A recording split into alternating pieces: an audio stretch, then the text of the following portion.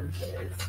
I have the pleasure of being the moderator. My name is LaSonya Newell-McArthur, and I am a social worker in the school district as well as I support youth through Harris County Resources with an intake diversion program. With A Bold Story Never Ends, which we will talk more about, I am the Director of Programs and Partnerships. And so I have the opportunity, wonderful opportunity now to introduce you to some of our other guests here as we delve into the topic of the truth about suicide. So first of all, I'd like to introduce Antwanette Weaver. Antwanette is a therapist and she's the executive director of A Bold Story Never Ends. Antwanette is one of the co-founders, and she's a board-certified licensed professional counselor and a certified professional school counselor. Fortunately for her, she was able to recently retire from working as a mental health therapist in the area school district, but she served in many roles in public education. Antwanette holds both a BS in Interdisciplinary Studies and a Master of Education degree from the University of Houston at Victoria. Her personal goal is to impact lives by helping to break the stigma attached to mental health and minimize the obstacles for individuals affected by mental health and related issues. Since losing her son Cameron to suicide, she has prioritized this mission and works endlessly to spare others from the same heartbreak. She works tirelessly to provide presentations, speaking engagements, and collaborations with various organizations to provide services, training, and education on mental health related topics. Welcome, Antwanette. Thank you. Next, we have Mrs. Rashan Carter-Davison. She's a licensed clinical social worker and master's in public administration. She's the director of operations and strategy with A Bold Story Never Ends, but she's also the owner and operator of a private practice called Passion and Purpose for Field. She provides therapy to clients on a full-time basis. Rashan is a native of New Orleans, Louisiana, a place she endearingly refers to as home. As a licensed clinical social worker, she possesses extensive skills working with clients with co-occurring psychiatric and substance use disorders, and trauma with using the ACEs and trauma-informed care approach. She holds a master's degree in public administration and nonprofit management, providing consulting and coaching services. Her work is truly her passion, and she allows that to drive her purpose. Welcome, Rashan. Thank you. And last but certainly not least, we have Dr. Christopher Ware. He's the pastor of Congregational Care at the Luke Humble. Reverend Dr. Christopher Ware is a native of Milwaukee, Wisconsin, now residing in Texas. He serves as the pastor of Congregational Care at the Luke Humble, where Reverend Dr. Timothy W. Sloan is the senior pastor. He holds a Master of Divinity from Eden Theological Seminary, where he focused on Theology and Forgiveness, and a Doctor of Ministry from United Theological Seminary, specializing in spiritual wound care, grieving for soul wholeness. As a pastor, counselor, and spiritual wound care practitioner, Dr. Ware is dedicated to holistic well-being of God's people, providing compassionate support for those navigating present and historical grief, emotional wounds, and spiritual struggles. His approach bridges ministry, faith, and medicine, mental health, creating space for healing through affirmation, awareness, and agitation. So that last part I think is going to be good to get into, because a lot of times we talk about healing, but we never really kind of get into, I got to be agitated a little bit to work through that, those grief issues and things. So again, we're going to be talking about a really heavy topic, which is suicide, okay? And so I'm going to start with a couple of definitions that, we kind of hear about with suicide, and then we're going to move on into our guest speaking a little bit more. So suicide is defined as death caused by self-directed injurious behavior with intent to die as a result of that behavior. A suicide attempt is self-directed, potentially injurious behavior with the intent to die as a result of the behavior. However, a suicide attempt may not result in that. And suicidal ideation refers to thinking about, considering, or committing suicide. So at this time, I'm going to open the floor to our guests here to kind of just talk about their perspective and any experiences they've had with working with people dealing with suicide or impacted by suicide. Thank you. Well, as you mentioned, and as you described in my bio, my first true experience with suicide was the loss of my son. And so that, even though I've been a therapist for years, I've never really worked with individuals with suicidal ideation or definitely hadn't experienced, the loss of anyone. So that really opened my eyes up to a whole new world and really changed my trajectory of my career because I wanted to make sure that I was focusing on those individuals who were struggling. Because although Cameron experienced some depression and anxiety, I never would have thought that this would have been our story. And I know that has to be true for so many individuals, because we, especially in our community, we tend to take it for granted that, we're going through some things where we're going to, pray about it, we're going to move on, we're going to get over it. But sometimes we need, interventions in more directions or being even that catalyst to really connect with God to help support us as we're going through those things. And so that's my passion and that's my drive. I love that. And your shirt really says it all. It's okay to have Jesus in it. Definitely. I love it. Love it. Rashan, would you like to share a little bit? So, as a therapist, of course, I've worked with individuals that have been on that journey of do I continue to live? How do I continue to go forward when I'm struggling? And just supporting those individuals. But I've also had my own personal uh, bout with suicidal ideation. About my son is 16, so he was about 6 months old, 6 or 8 months old, and things just were feeling very bleak, very dire.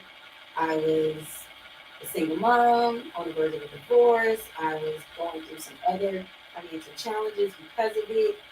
And one night I was really on that line, and I was prepared. I made a plan. I had the intent, and I was ready to call it quits. But my son saved my life because he woke up in the middle of the night. He cried from about midnight to 5 in the morning. And there was nothing I could do to console him. There was nothing I could do to stop. And it wasn't until I sat on the top of the stairs of my house with him crying and me crying, going, what are we doing? What am I going to do? And I believe in that moment, God said, now what if you wouldn't be here? How long would you have to cry?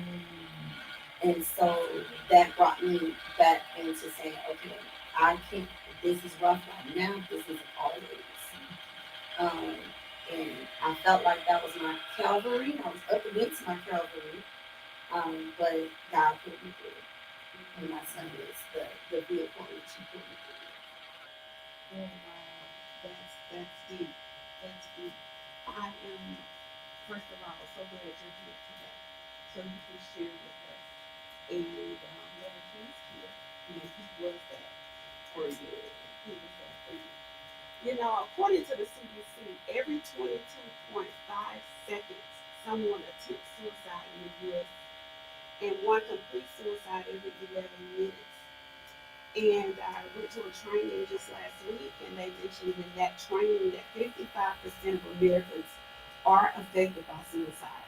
So if they hadn't had that ideation, maybe they have a relative or friend who either has attempted or completed, which is something I want to stress throughout, that we try to make sure we use language that doesn't criminalize the act of suicide. For so many years, I think being able to say, oh, he committed suicide, she committed suicide, instead of he or she completed suicide.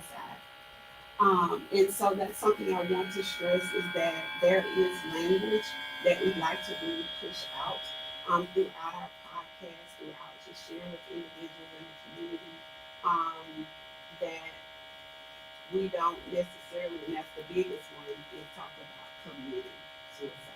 It's more of a completed that act. Okay. So I'm gonna open and read something real quick, and then I'm gonna let Dr. Ware have the floor a little bit. So historically, according to Mission, Antle, and Regard in 2002, suicide has been seen as morally wrong, a crime, and an offense against God, versus a person being ill and suffering unbearable pain with no relief. There were times they could not even be buried on holy ground. Can you add your perspective at this time, Dr. Ware, in relation to suicide? Who is that by? Nisham, Entel, and Rhaegar in 2002. Yeah, you have to look them up. They don't sound familiar. Mm-hmm.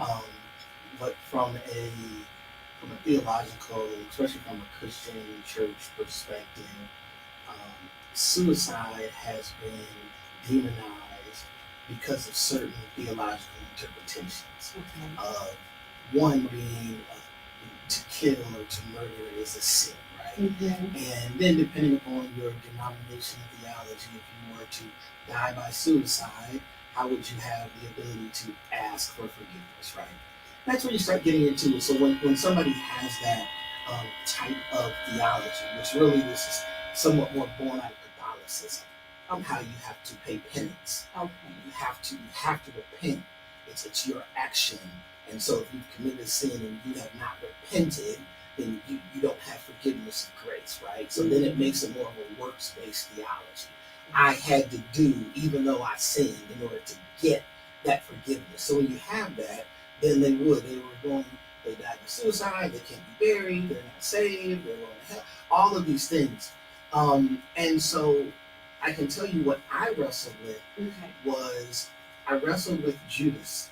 The Bible says that he hanged himself, and he's the son of perdition, and he does not get to go to heaven. And I wrestled for 3 years. Why does he not get to go when your plan was to come and die on the cross? That was your plan. He was just a part of your plan. Why does he not? And I wrestled for 3 years. And this is when I discovered this Catholicism interpretation that's been permeated over the years. And I discovered a text in the Gospel of John that gave me some different light.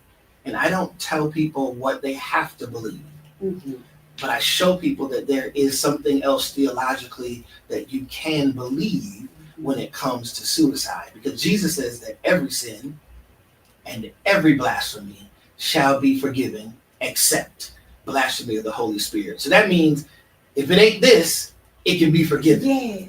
So I looked at Judas, and while Judas did hang himself, I asked, is that why he doesn't get to go to heaven? And I saw something in the text that when they were at the Lord's Supper in the Gospel of John, Jesus says, to him whom I give this piece of bread will be my betrayer. And it says when he gave it to Judas, Satan entered him.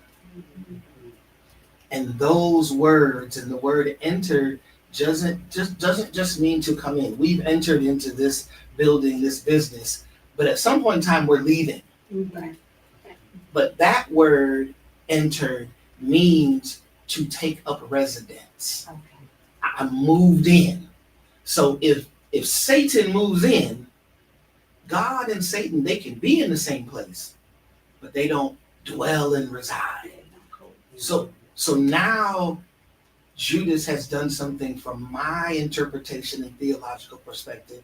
He's committed that sin that Jesus says is unforgivable, blasphemy, that you believed, and now you've come into unbelief because of this. And so I've worked with people over the years who've had their church practice and their understanding because they hadn't had their own personal experience, right? So they heard what was being taught and preached, and they'd be like, you do that, you're going to hell. You do that, you're going to hell. And then it hit home. And you don't just change your theology just that easily. And it became a wrestle. And so I was able to at times show people another perspective. And in me, and I'll say this and I'll let you have it back, in that I don't tell people that they have to believe this interpretation that I've shown them about Judas and him having Satan enter him. I show them that there are two perspectives, and here it is.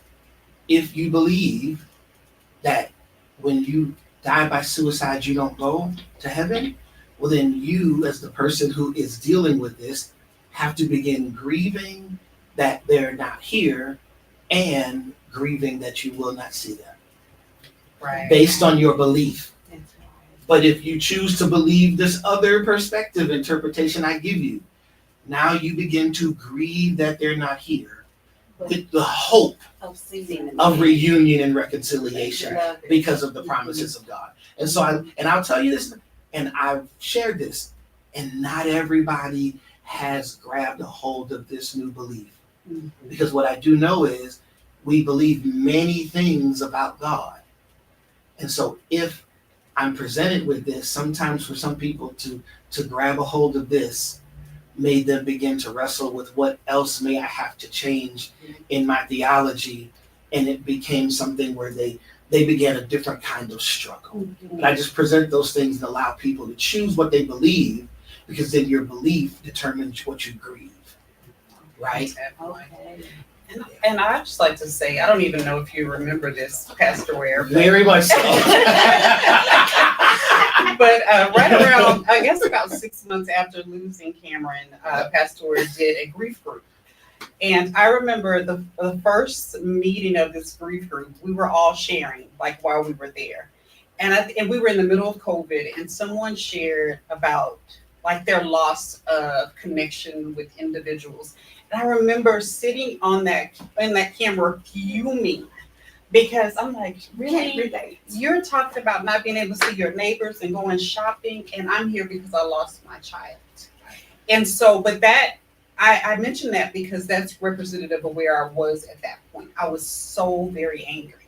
And like Pastor Ware said, I lived, my grandfather was a Baptist minister. And so for so many years of my life, I lived in shame and guilt because of choices that, that I made. I had Cameron at 16 years old. So I lived with the shame of having premarital sex and getting pregnant and subsequently getting married because I wanted to right the wrong. And then when Cameron... That's a whole other podcast. Right. And so when losing Cameron to suicide, I felt that it was my fault. I felt that the choices that I had made resulted in punishment by losing my son. And so I was so angry, and people would tell me, I'm going to pray for you, sister, and you need to, and God, God, he's in a better place. And I was ready to blow something or someone up, because in that moment, the only place that I could imagine him being was with me. And I think one of my struggles was the alternative, because if he was not here with me, and they were saying that he couldn't be with God, Right. Yep. How was I supposed to deal with that? Yes. Right. And so I remember calling him one Saturday morning. Yep. Yep. That was after the class was over too. Yeah, that was after class, Yep. because I kept struggling. And then not only that, I was subscribing to a daily devotional, and I was constantly getting these devotionals about, your life isn't where it needs to be because of the choices that you're making. So that, like I said, it was building up, and I'm like, wait a minute, these people are telling me that God is punishing me in essence because I did not do everything the right way. And then another thing I wrestled with is not only the choices that I made. I wasn't going out stealing, I wasn't going out killing. I just did what a lot of young women have done and fell in love and had sex before marriage. And so I just couldn't, I was like, how do I serve a God who could punish me for my actions in this way? And so I made that call. It was probably about 4 or 5 months after the group. Yes. And I was like, okay, I'm gonna need you to help me. I I with that. I remember you was like, do you think it'll be okay to reach out to him? The group's off. Yes, because like I said, I've always been a Christian. I was baptized at 9 years old.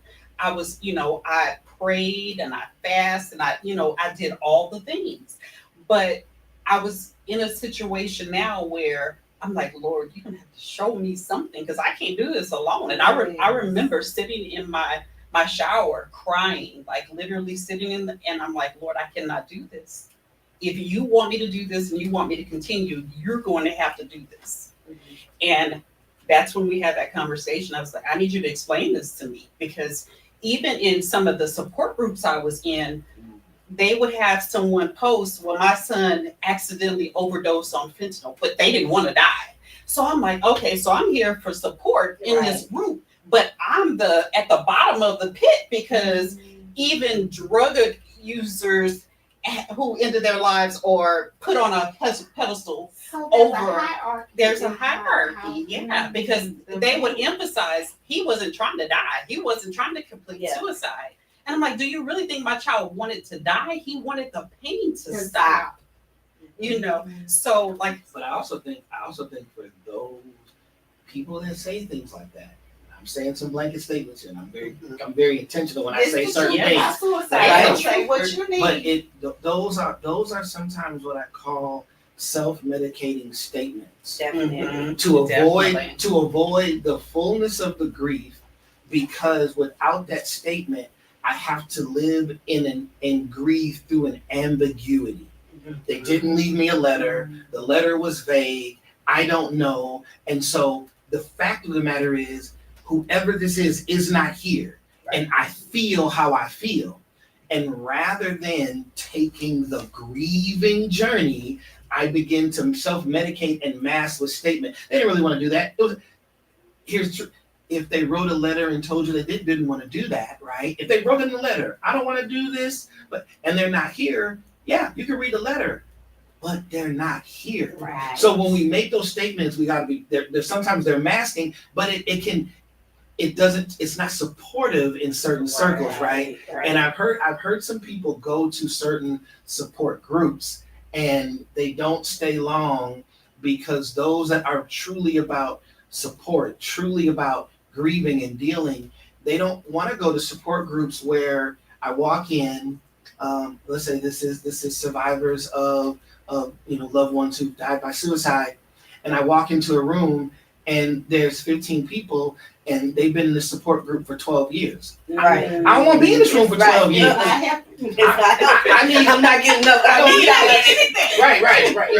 It's finding friends. Yeah. Right. I'm finding friends or hanging out. It becomes the corner bar. Yeah. Right. Right. And people will use anything, including God, to distract themselves from their pain.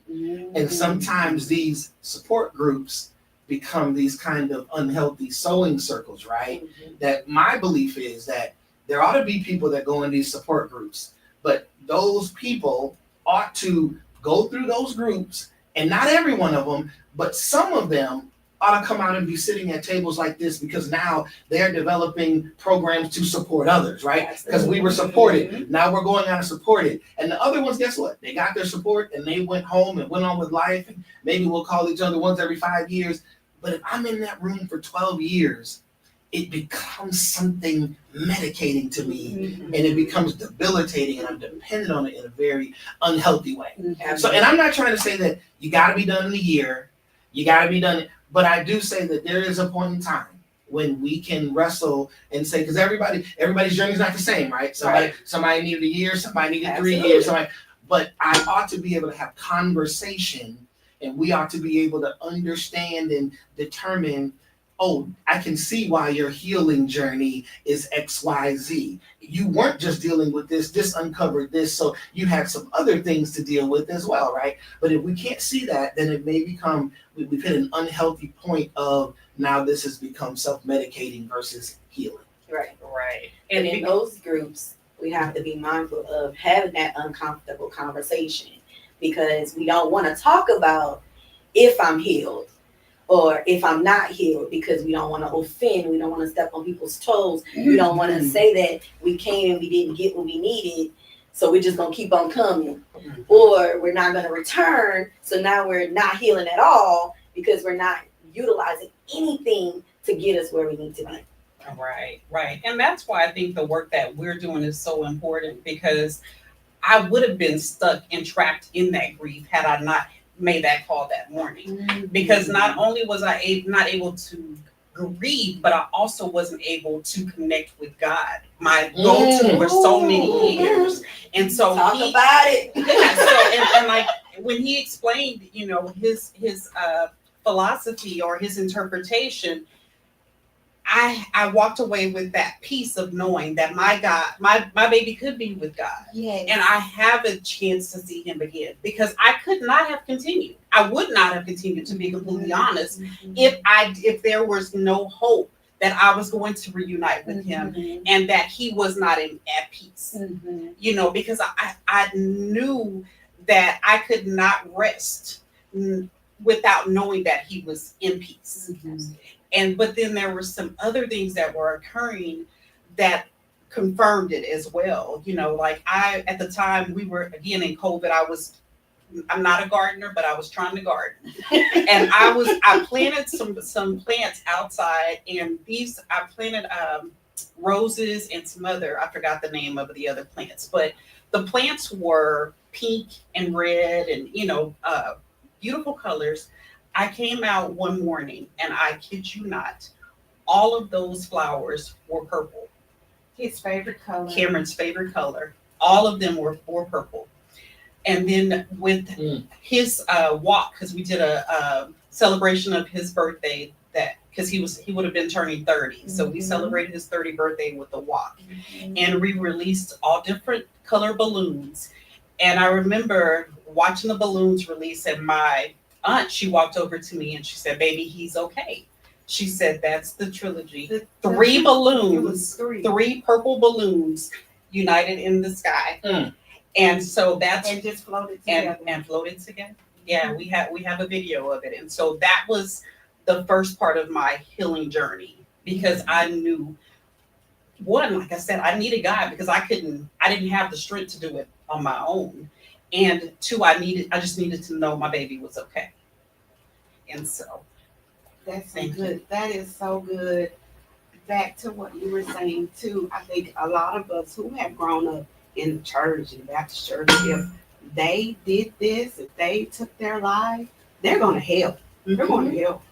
And I grew up hearing that, because I was affected and impacted by suicide myself. Had a relative who completed suicide, and that was one of the things my dad struggled with, I believe, was is she going to heaven? Because we had been told from infancy on that if someone died at their own hands, they wouldn't.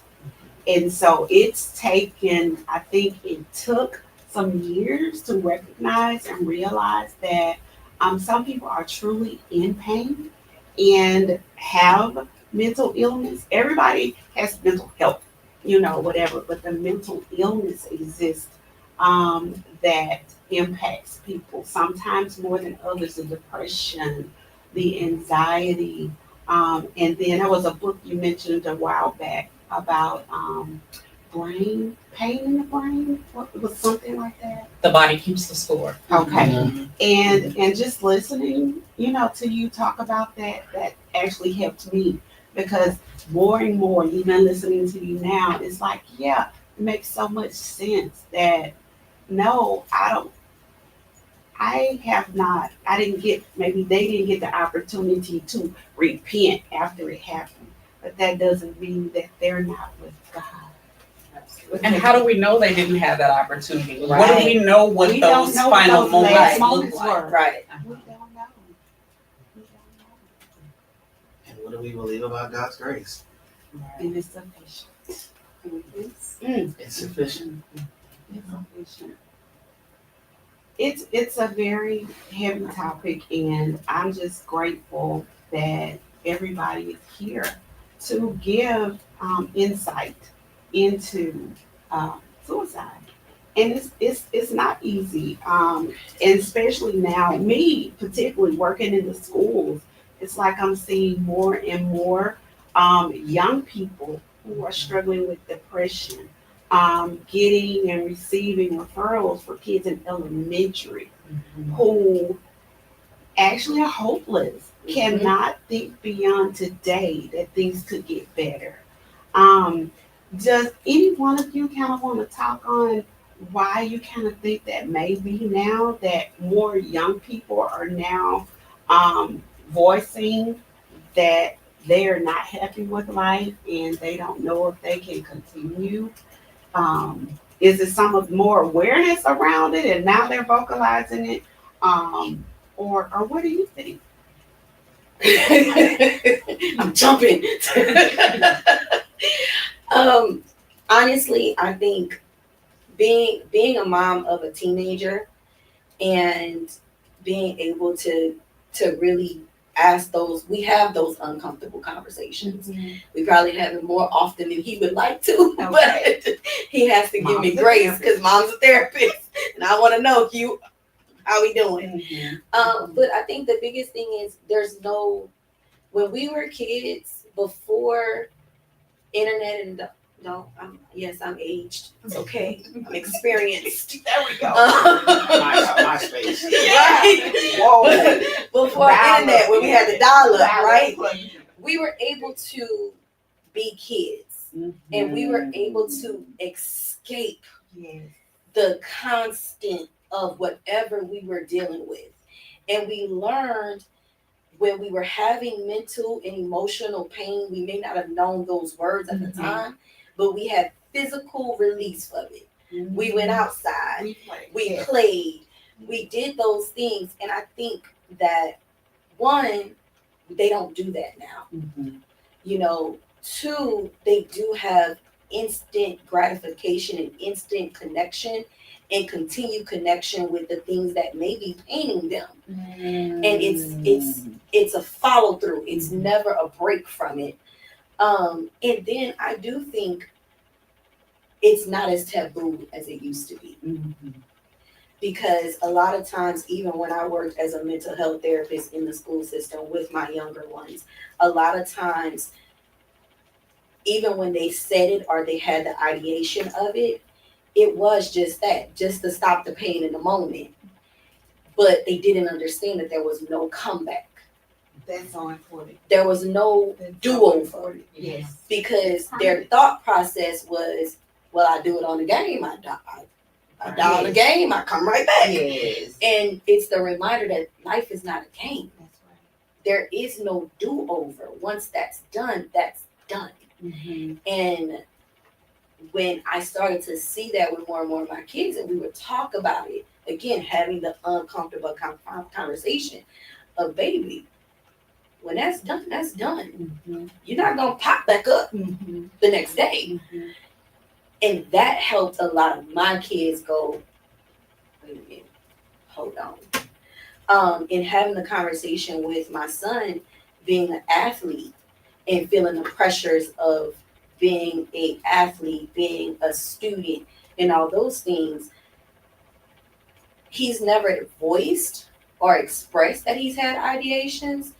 But as you know, we have signs and symptomology that are apparent that not everybody is aware of, but talking him through those signs of, hey, this is what I'm seeing, so let's talk about it so that we don't get there.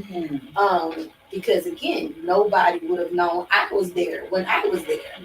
And that's where we check on our strong friends and we check on those people that we don't necessarily see the signs of depression and anxiety and pressure and all those things because they're carrying it so well. That mask, like you talked about mask. I remember a motto that says, a woman, you can never tell a woman's pain by the stilettos that she did. Carry it very well. Until that's what happens, right? So that agitation. But even with that, with any pain, we have ways of masking, or we have ways of not feeling it as much. But the mental and emotional pain, we can't band-aid that. We can't spray no lidocaine on it.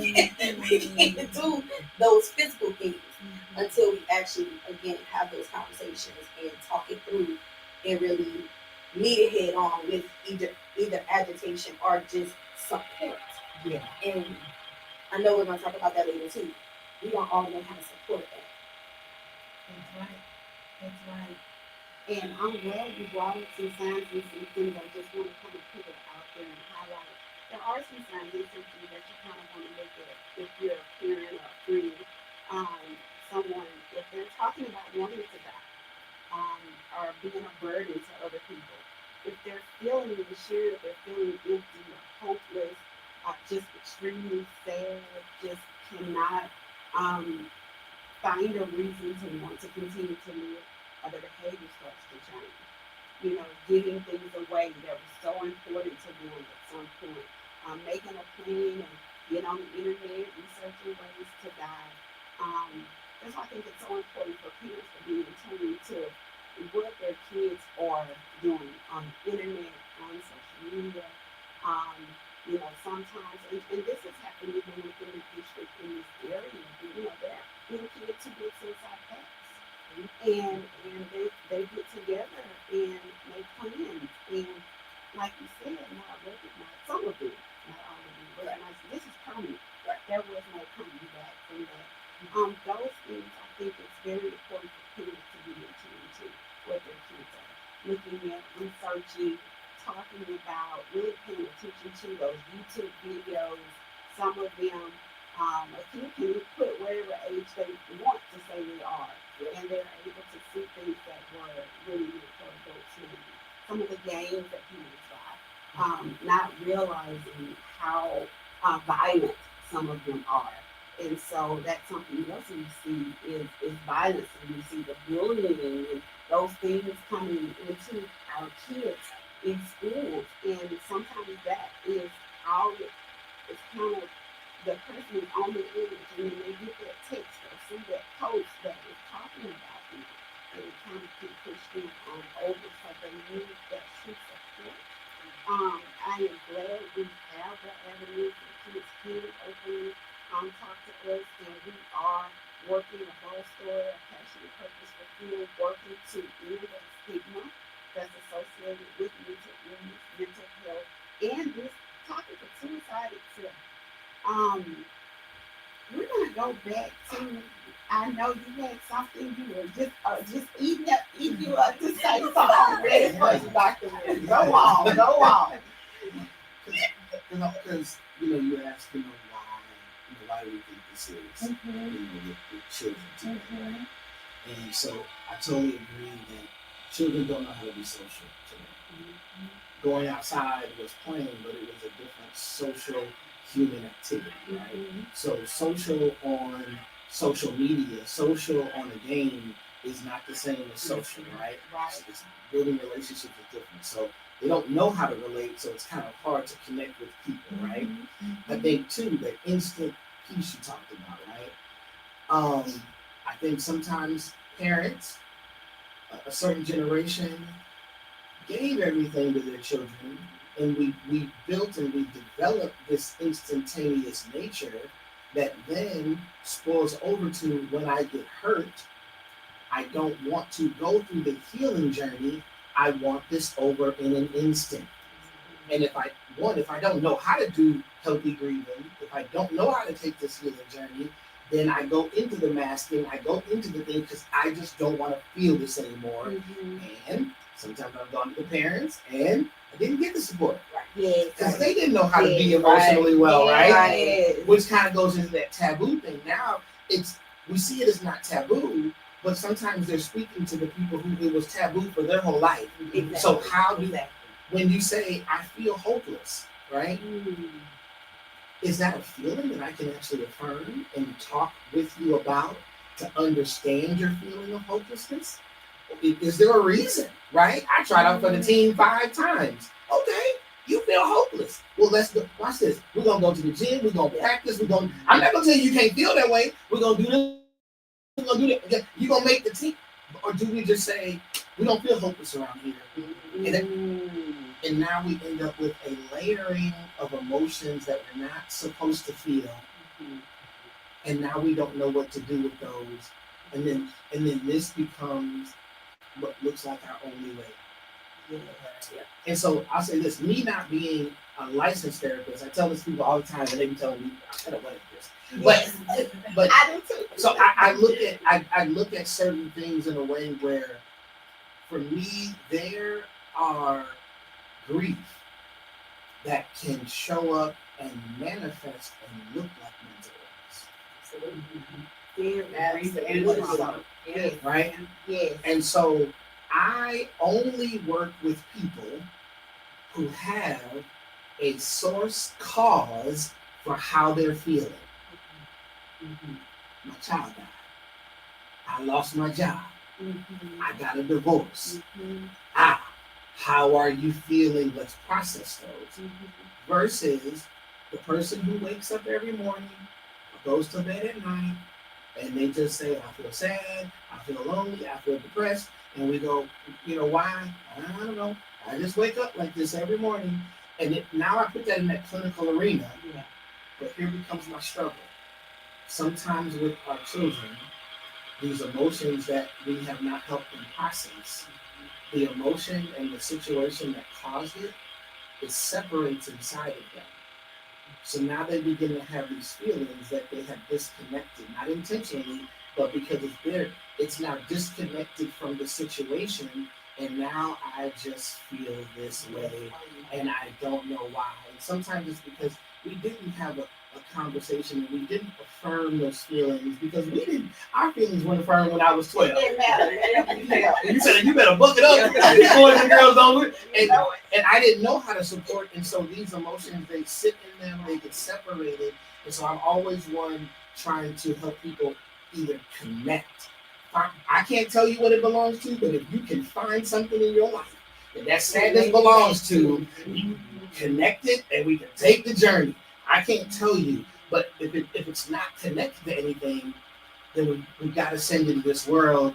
And sometimes when they're in that clinical world, if that medication ain't working, sometimes it's something that the grief is moving around in a different way. Because I think we have to be able to help even the adults learn how to be more empathetic, more emotionally available, so they can support their children and not make children that are 6 years old playing football have to be an adult like they're trying to get $1 million check when they're 6 years old, right?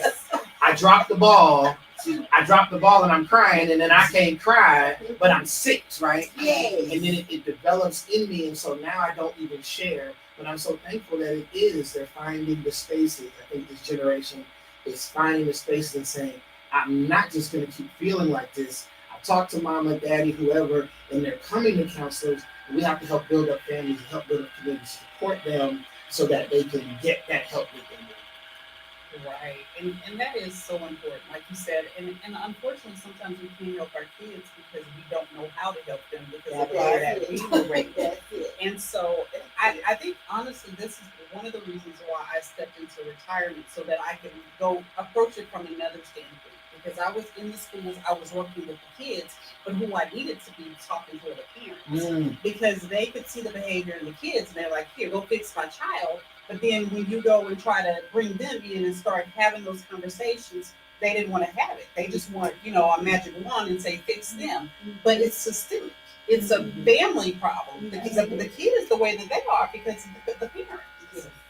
Or the beginning. Remember the beginning we talked about self-care and self-preservation? Yes. You become the self-preservation. You're in the schools helping that kid to just not sink further, but they're going home every day to the same environment, right? And it's like, we don't want to be that for the rest of our life, right? But like you say, get to the parents. I'll help your child some, but I also want to help you at home so that they're getting uplifted and bold. And now what I'm doing becomes care for them to lift them up and to go back home and they're being cared for and nurtured versus just I'm gonna run to the social worker's office because it just feels good in there. Right. That's preservation. Right. I want somebody to talk to and hear me. Right. Mom and daddy don't hear me, but brothers and sisters don't hear me. They come and it's like, we gotta get to those so that those environments that they're in and they're gonna be in life becomes healthier environments. Right. And I want to be clear on that, because this is truly not about bashing parents. No. Because I sit I'm a in the parent. same seat I don't feel bad. So I'm a as parent. a parent. You know, because quite honestly, all of the trauma that I didn't deal with as a child and coming into an adult, that unhealed child was Yes. raising children. And so they were impacted by that. So I have to own that. Yes. And that's why I tell my baby now, Aaliyah, my daughter, when she comes to me and she says, you weren't there for me in this situation, my first reaction is, wait a minute, I did this, and this. But then I had to stop and listen and hear her, because what she experienced is very different from what I was experiencing. Mm-hmm. You know, I was just in survival mode. So I was going. And so I was providing, I was giving an education so I could better our situation. But she may have needed me a little longer at night to talk to her before I told her to go get into bed and get ready for the next day. Mm-hmm. So we have to be able to internalize and look in ourselves and say, what adjustments do I need to make so that I can do and be the best version of myself for my kids, and also to teach them how they can become the best versions of themselves and not just get angry, because that's another thing. When we call a parent and say, this is what we're seeing, but he just spoiled, he's selfish, and no. Even if a child is acting out, that behavior is communication. Yes. They're trying to communicate something to you, and you have to be able to willing to hear what they're trying to communicate. Yes. It goes back to listen, learn, love. Take the time to listen so that you can learn something, so that you can love them better. Right. Or maybe even listen to yourself, learn something about yourself, so that you can love you better. That's good. That's good. That's good. I think it's so much that we talk on, but it is so important that, as you said, we're not bashing parents, but we just want parents to kind of be aware. We want everyone to be aware that that, like you said, social media and socializing is not the same. Gaming, now they can talk while they're playing games. It's not the same as socializing. And I think we saw a lot of that happen in COVID when we weren't able to get out and be social, go to restaurants with friends or family and things like that. And so we did see, students come back and, all they had was to be on the games and do these things. So it was very difficult for them to be acclimated back to school because they were truly just on games or, just surfing all the different websites and different things like that on social media sites.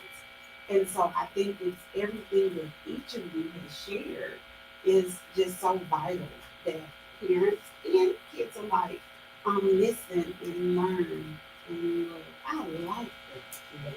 I like that. I think we're going to be ending soon, but I wanted to give everyone here kind of a chance to kind of summarize what you hope would come out of today's podcast, talking about suicide, which is very big. I don't want to begin. Okay. Like I said, the name of this podcast is Bold Discussions on Purpose. And that was my objective here today, is to have these bold conversations about these difficult topics. And I think it's important that we come to the table. And also, like I said, I wanted the biblical perspective as well, because that is such an important piece that many of us don't have the ability, because some of us don't even feel comfortable to go to a person of God and have those conversations. And a lot of survivors of suicide are walking in shame where they don't even tell they don't even share their stories because they're so afraid of being persecuted or judged because of that. And so, one, I wanted to offer that biblical perspective, but two, I also wanted to be the voice of sometimes the voiceless. You know, it's okay to have these conversations. You know, I live my life out loud now. And that was something I didn't do before because family business stayed in the family, remember? But I know if we don't have these conversations, then there are going to be people who are going to be suffering in silence. And I can't be okay with that. So if that means putting myself out there and sharing my pain, my hurt, and what I've gone through, if that saves just one life, then I feel like I've accomplished my mission. And also, I think I have to be the voice of my child. And I've dug deep into the male perspective because that's the one thing that I couldn't give him was the male perspective. You know, I could be his mom. He even told me, "You're my therapist." But I couldn't, you know, for one, I couldn't be his therapist, but I definitely couldn't be that. I couldn't offer that male perspective. And so part of what we're doing with the Bold Story is reaching out to men because we are losing our men at a high rate to suicide. Yes. Men die to suicide 4 times more often than women. And I think it's because we have the girlfriends that we can call and we can say, "Girl, I'm hurt, I'm in pain." But how many men do you know are going to reach out to another man and say, "I'm hurting, I'm in pain"? And so we have to normalize those conversations. And so that's and so that's again, that's why I wanted this topic to come to the forefront so that we could start opening those doors. And that's the work that we're doing with the Bold Story Never Ends and our Bold Men Barbershop Talks. Yes. To open a platform where men can come in and they can have those conversations. And so I'm glad you mentioned that because we have the barbershop talk with 3 locations, 2 full locations. We have 2 full locations. We're trying to, we have our Colony location out near Rashan, Texas. And then we have a Missouri City location they're actually meeting tonight, both groups. And then we opened up the Pearland location, but unfortunately we didn't get the buy-in in that area. So we're going to keep working on that, and then we're going to relaunch all 3 in January. That's awesome. That is a true place for men, just for men. Men, brotherhood, coming together and just talking about life and a lot of things where men, I think traditionally we haven't talked about feelings and emotions and things like that. And so I think that is awesome. So if someone wants to know more about a Bold Story, where would they find you? They can definitely look online at www.aboldstoryneverends.org. That's our website, but we're also on all the social media platforms as A Bold Story Never Ends: TikTok, Facebook, Instagram, YouTube. I even post on LinkedIn. Okay. YouTube, we have a YouTube channel, yeah. Okay. So if you type in A Bold Story Never Ends, you should be able to find us. Okay, so same question for you that you'd like for people to get out of today's discussion, and then we'll talk about your business. I want people to get out of today the elusive stigma of suicide. That we don't have to struggle. We just have to show up and support. And what that looks like from every aspect. Yes, we're all here with a mental health background or a biblical background and all of that, and we may be looked at as the experts. But even as the experts, we still deal with this topic, not just on a professional level, but on a personal level. And I think that takes the mask off, unveil the stigma of, oh, I must be the only one dealing with this. No, you're not. And all you have to do is show up and find the support. And we're here to support you. Wonderful. So now if somebody wants to find out more about Passion, Purpose, Fulfilled, how do they find you? So you can find me at www.passionpurposefulfilled.com, all words spelled out. I'm also on all social media platforms, TikTok, LinkedIn, X, which is formerly known as Twitter, Facebook and Instagram. So you can find me on all of those and the YouTube channel. Bold Discussions on Purpose is a collaborative between Passion and Purpose Fulfilled and Bold Story Never Ends. Because again, if you haven't picked up, we are very passionate about what we're talking about. And we're doing it on purpose, with purpose, and in purpose to ensure that we get the information out. Not to, as we stated earlier, bash anyone, but to break the silence and the stigma so that you know where to go, who to go, how to find, what to find, and how to define or discover. So that's what we're here to do. Okay. And Pastor Will, same question for you. And how did you find you? Wow, so I had no idea what the goal was when I was coming here. So, but through the conversation, I got one note that I think it hasn't been said, and I think it is to not be afraid to talk to those who you are seeing things, but ask them, get to the feelings, not just how you're doing, what are you doing, and they're fine, and they're going all the way. I know people who are struggling with asking their children how they're feeling because they don't want to push them over the edge. And at the same time, they'll say, but if they've already decided to do it, there's nothing I can do about it. And I said, well, if there's nothing they can do about it, then I guess you can't push them.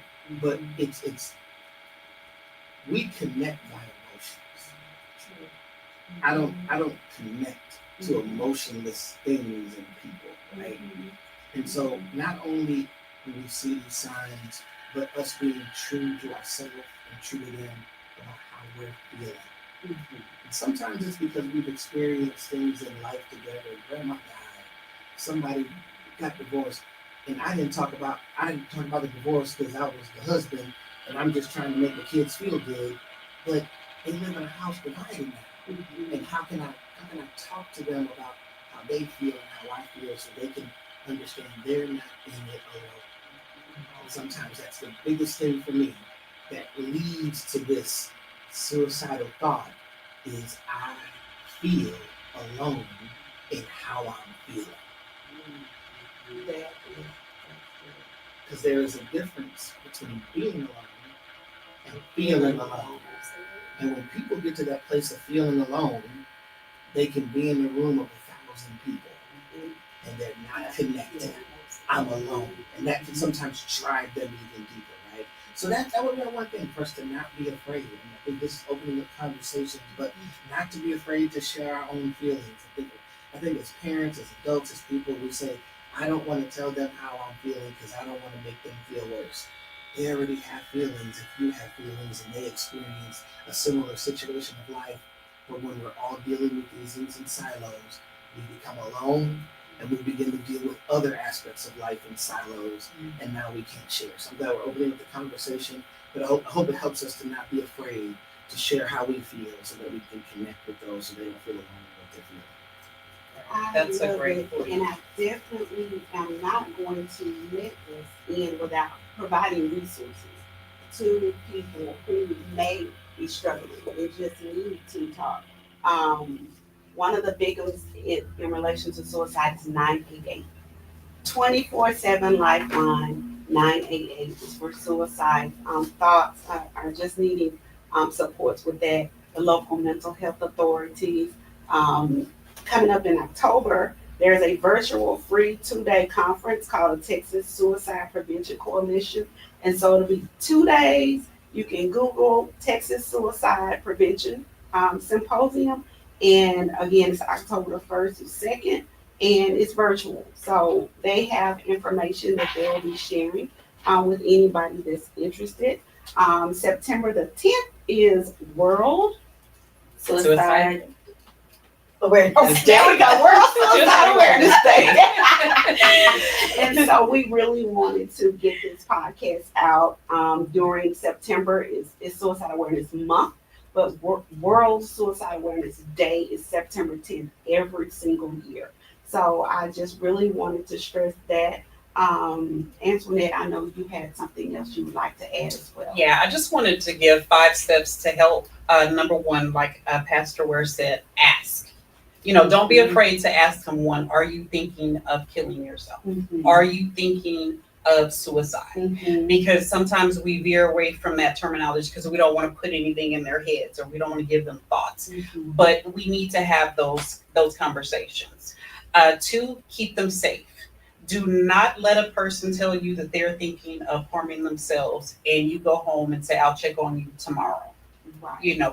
Stay with them, keep them safe. Mhm. Also be there after, connect them with help, number one. Mhm. Use some of the resources. We also have resources on our website, Mhm. but also be there. Mhm. Follow up, Mhm. just check in. Sometimes they'll tell you, I don't want to deal with you. Sometimes they'll get angry because you call for their help, but still, show up in ways that you can Mhm. and make sure that they know that they are not alone. Yes. Yes. On that note, I just want to thank everybody. I want to thank everyone here for your input, your wealth of information, knowledge shared, and hopefully this podcast will reach the nation and be a beginning of conversations for people around the world to just know that there is somebody, hopefully, that they can talk to, and that we should be that support for the people who need to talk. And So check us out, YouTube, both A Bold Story Never Ends and Passion and Purpose Fulfilled. This will be streaming on our YouTube channels. Like, share, subscribe, get the information out. yes, amen. Okay, y'all.